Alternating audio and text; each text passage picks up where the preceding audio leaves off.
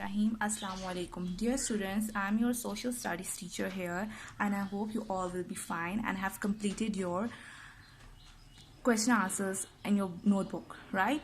Now take out your books of social studies and open your page number 3. On page number 3 we have work page, right? हमने इस work page को book पर ही solve करना है. My glossary. Make your own glossary by finding the new words from the lesson and writing them next to their correct meanings. हाँ जी, हमने meanings लिखे हुए हैं, हमने इनका correct word बताना है, ये किसका meaning है. Right, first one is the part of time on the side of the earth which is facing the sun. ये वो time होता है जब ज़मीन जो है सन सूरज को फेस कर रही होती है, सूरज के सामने होती है. तो ये कौन सा टाइम होता है आपका? Day light. जो दिन का आपका टाइम होता है ये तब होता है जब आपकी ज़मीन सूरज को क्या कर रही होती है? फेस कर रही होती है. तो हम यहाँ क्या लिखेंगे? Daylight. Dash the planet where we live. हाँ जी, जहाँ हम रहते हैं वो कौन सा प्लैनेट है? अर्थ. तो हम यहाँ क्या लिखेंगे? Earth. EARTH. Earth. Dash a natural satellite of the earth. हाँ जी, वो natural satellite of the earth. Earth की नेचुरल सैटेलाइट होती है, तो वो कौन सी चीज़ है जो अर्थ की नेचुरल सैटेलाइट है? The moon. क्या है? मून जो है वो नेचुरल सैटेलाइट है किसकी? ज़मीन की. Dash the part of time on the side of the earth facing away from the sun. जब अर्थ आपकी जो ज़मीन है सूरज को फेस करती है तब वो हमारा कौन सा टाइम होता है? डे लाइट होती है, डे टाइम होता है. और जब अर्थ हमारी सूरज से दूर जाती है, उसको फेस नहीं कर रही होती है, तब कौन सा टाइम होता है? नाइट, रात होती है. Dash the time the earth takes to go round the sun. हाँ जी, ज़मीन कितना टाइम लेती है सूरज के गिर्द राउंड लगाने में? तो वो कितना टाइम लेती है? 365 डेज, या पूरा एक साल. एक साल में कितने डेज होते हैं? 365 डेज. तो इट मीन्स ज़मीन जो है वो पूरा एक राउंड लगाने के लिए सन के इर्द गिर्द 365 डेज लेती है. Right. Now look in a dictionary and find out word these words mean. अब आपने इनके मीनिंग लिखने हैं. प्लैनेट. प्लैनेट क्या होता है? इधर ही लिखेंगे. It is a heavenly body. हमने ये क्वेश्चन आंसर्स में भी किया. It is a heavenly body that moves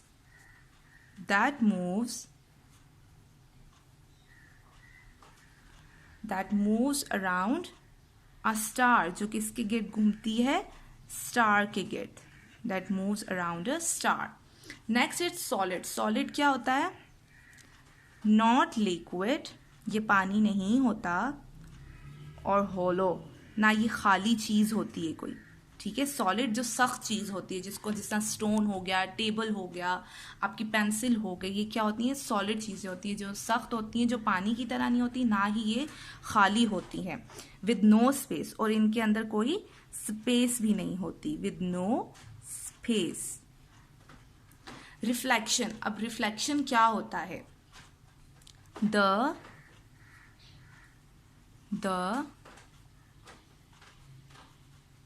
The throwback of heat, light or sound from one surface to another. One surface to another. Reflection एक process होता है जिसकी वजह से एक सरफेस से दूसरी सरफेस पे क्या होती हैं? चीज़ें रिफ्लेक्ट होती हैं. जिस तरह लाइट अगर आपकी इस टेबल पे पड़ रही है तो यहाँ से रिफ्लेक्ट होकर वो वापस अगर जाएगी, उसको हम क्या कहते हैं? रिफ्लेक्शन कहते हैं.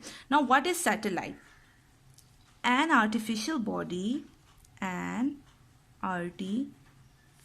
Body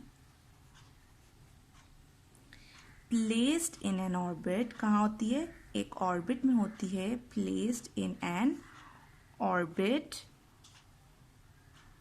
around the earth. Earth के इर्द गिर्द. एक ऑर्बिट में प्लेस होती है लेकिन अराउंड द अर्थ के इर्द गिर्द होती है. और एन अदर प्लैनेट, या किसी और प्लैनेट के इर्द गिर्द होता है. राइट. और another planet.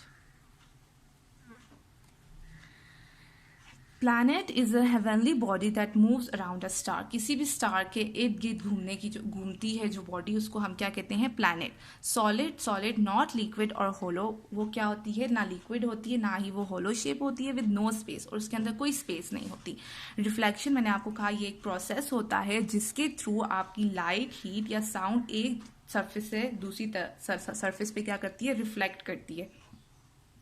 Satellite, an artificial body placed in an orbit around the earth or an other planet. ये artificial body होती है, इंसानी बनाई हुई body है, natural body नहीं होती, जो कि place की जाती है किसके इर्द गिर्द? अर्थ के इर्द गिर्द या फिर किसी और planet के इर्द गिर्द. Right, class 3? Now what you have to do is you have to solve this work page on your book with your lead pencils. Right? This is all for today. Thank you.